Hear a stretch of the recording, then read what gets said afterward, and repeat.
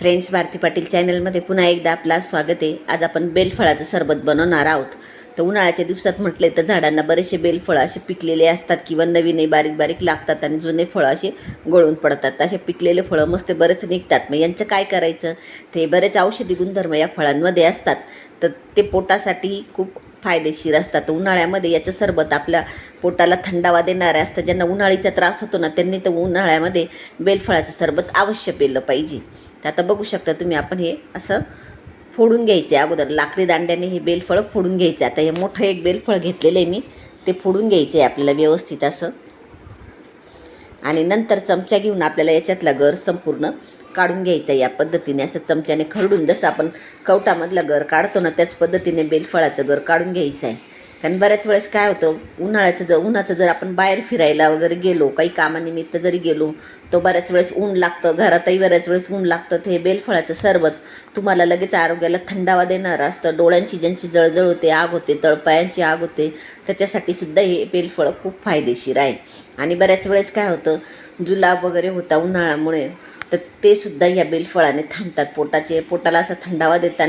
आपले जे आतडे असतात तर त्यांना ते आराम देतात. तर उन्हाळ्यामध्ये बेलफळाचं सरबत हे सगळ्यांनी, लहान मोठ्यांपासून सगळ्यांनी अवश्य पिलं पाहिजे.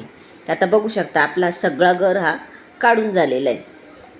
मग आता काय करायचं आहे, एक बेलफळाला आपल्याला कमीत कमी 1 ग्लास पाणी घ्यायचं आहे.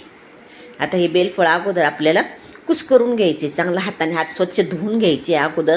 आणि नंतर मग पूर्ण हे हाताने असं कुस्करून घ्यायचं, म्हणजे मॅश करून घ्यायचे चांगला, जेवढा गरतो आणि इझी कुस्करला जातो तो सगळा. मग त्याच्यात आपल्याला पाणी टाकून घ्यायचे.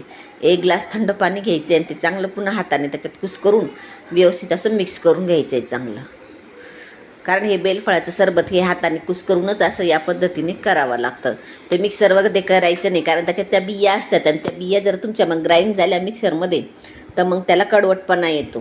तर त्याच्याने हे हातानेच कुस्करून आपल्याला तयार करावं लागतं. मग आता याच्यात मी 2 ते 3 चमचे खडीसाखर असते ना, ती खडीसाखरची पावडर तयार करून घेतलेली. तुम्हाला अख्खी टाकायची, तुम्ही टाकू शकतात. तर जसं तुम्हाला गोड लागत असेल त्या पद्धतीने आपण खडीसाखर याच्यात टाकून घ्यायची. आणि नंतर मग त्याच्यात आपल्याला अर्धा लिंबाचा रस टाकायचा आहे.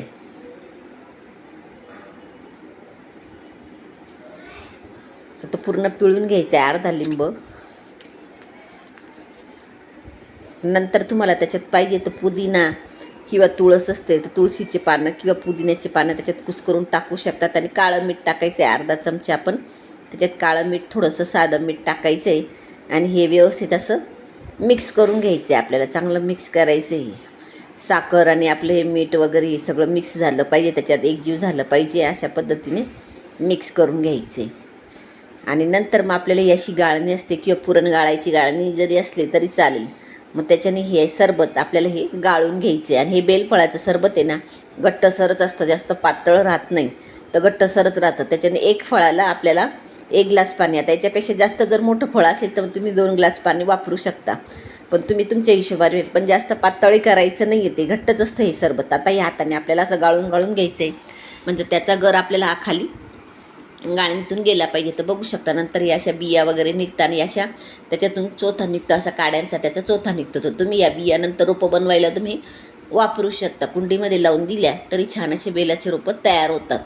तर असं मस्त आपलं हे बेलफळाचं सरबत आपल्याला तयार झालं आहे बघा. आता मस्त याच्यात आता आपण ग्लासांमध्ये ओतून घेऊया. तर बघा असं घट्टसर असं बेलफळाचं सरबत आपलं तयार झालेलं आहे. तर याच्यावर मस्त तुम्ही पुदिन्याची पानं असं कुस्करून टाका, म्हणजे त्याचाही फ्लेवर त्याच्यात छान येईल. आणि मस्त थंड फ्रीजमध्ये एक तर तुम्ही साठवून पण ठेवू शकता. बनवून 2-3 दिवस आरामात ते चांगलं टिकतं.